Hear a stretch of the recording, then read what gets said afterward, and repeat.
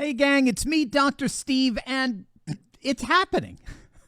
A massive secession from one of the nation's most woke states looks like it's actually happening. You're not going to want to miss this. This is Mike McCarter. A few years ago, Mike put forward an idea that seemed to resonate with a lot of rural residents in the eastern counties of Oregon. Let's leave behind the far-left woke policies of imploding, drug-infested Antifa-run cities like Portland and redraw our boundaries around a great conservative state like Idaho. And so an organization called Move Oregon's Border put forward the idea of holding a number of referenda throughout Oregon's far more conservative counties to secede from Oregon and join up with Idaho. On May 18th, 2021, 5 counties held a referendum to secede, and to the shock of many, all 5 counties voted to secede from Oregon. Some of the measures passed by over 60% of the vote. Since then, Mike's dream has absolutely exploded in popularity. Thus far, upwards of 11 counties in the state of Oregon have passed referendums to join their neighboring red state, Idaho, which is now being dubbed the Greater Idaho Movement. Several more counties are scheduled to hold similar votes, and all told, nearly 50% of Oregon's counties are prepared to leave and join up with Idaho. If this secession were actually implemented, that would mean that 3/4 of the landmass of the state of Oregon would be emancipated from the imploding city of Portland, which in turn would make Idaho the 3rd largest state in the union in terms of landmass. Now, the logic for this is rather simple. Back in November, Oregon Governor Tina Kotek won re-election by nearly 4 points, beating out Republican Christine Drazan. Now, you would think, okay, that's a pretty close race. 4 points, that's respectable. But take a look at the Oregon governor election results map. It's virtually all red. The Democrat, Tina Kotek, won re-election despite having lost 29 of Oregon's 36 counties. More than half of those counties, nearly 20 in all, voted against the Democrat by a margin of nearly 40 to 50 points. In fact, her 68,000 vote margin of victory came exclusively from the 192,000 margin of victory in a single county, Multnomah County, which of course contains the imploding failed city of Portland.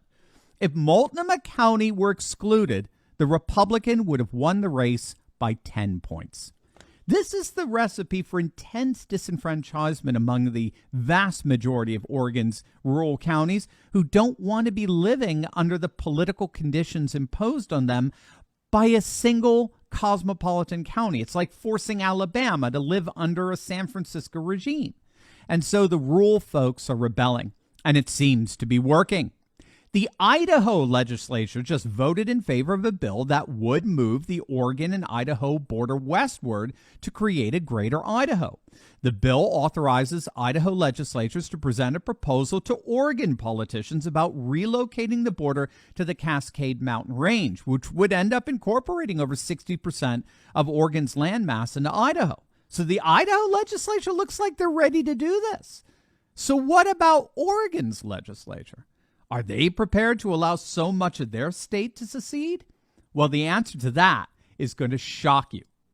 How much money do you think you would save in interest payments if you could pay off your mortgage in 5 to 7 years without any change in your current income? You heard that right, 5 to 7 years. Well, amazing is just a click away. You've got to click on the link below and visit Replace Your Mortgage, featuring the one and only Michael Lush. Michael is showing patriots by the thousands how you can build your own personal parallel economy so you're no longer dependent on woke businesses without worrying about your financial future. Check him out. Click on that link below and book a free consultation call with Michael. He's one of us. He's a patriot, and he's here to serve you.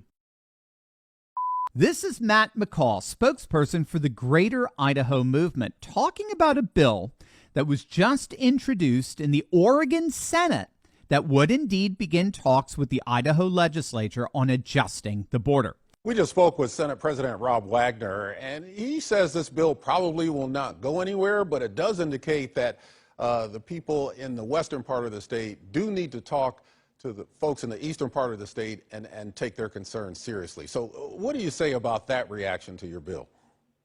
Well, we would hope so. Our bill, the process for moving a border any border can be moved. Like I mentioned, it's an imaginary line. A border is a tool for the betterment of people.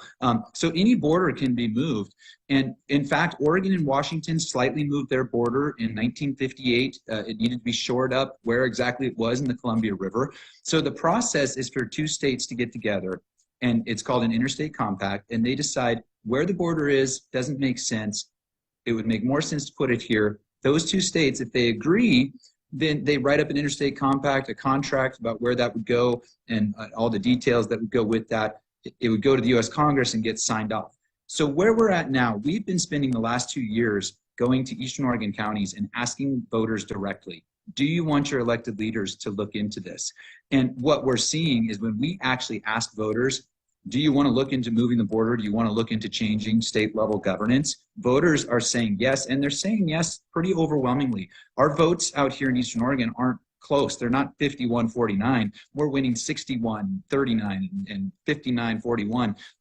People want this solution to be looked at by our leaders. So Senator Linthicum has introduced a bill in the state Senate, and that bill is basically asking the Idaho legislature to begin talks. And we have a bill in the Idaho legislature that's ready to be introduced as well, inviting Oregon to begin talks. So we would ask Senate President Wagner to move that bill forward. The people in Eastern Oregon are asking our elected leaders to look at what it would need to change the border and change their state governance. And we would ask Senate President Wagner to move that bill forward. Let's have this conversation. Let's hear the people out and advocate for what they want.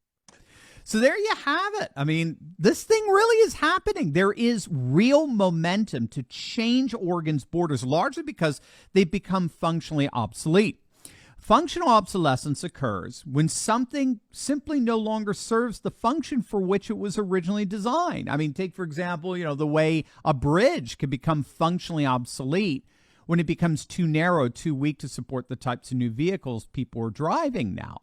Functional obsolescence isn't just relevant for bridges or building codes for that matter. It can also apply to state borders that no longer represent the values and interests of the residents. And that's precisely why what's happening in Oregon is in fact spreading throughout the nation. And again, this is actually happening. From the mid-Atlantic to the Pacific Northwest, rural counties in some of the bluest of blue states have taken steps to redraw state lines in order to either join up with a neighboring red state or to form their own new state. In California, San Bernardino County, one of their largest counties, 2 million people, has directed local officials to study the possibility of secession from their state. Eastern Washington counties are considering comparable measures. And perhaps most radically of them all, the Republican Party of Texas recently passed a resolution in their party platform that calls for a referendum vote on whether to secede from the United States in a so-called Texit referendum named after Brexit. In fact, USA Today fairly recently noted that the U.S. is experiencing nothing less than what they're calling secession fever, and for obvious reasons.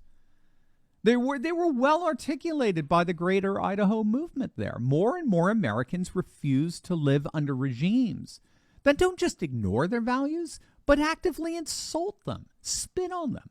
And they've had it. They want their values of faith, family, and freedom honored and revered. And if imploding cities like Portland want to embrace socially suicidal woke values, then go right ahead. No one's stopping you.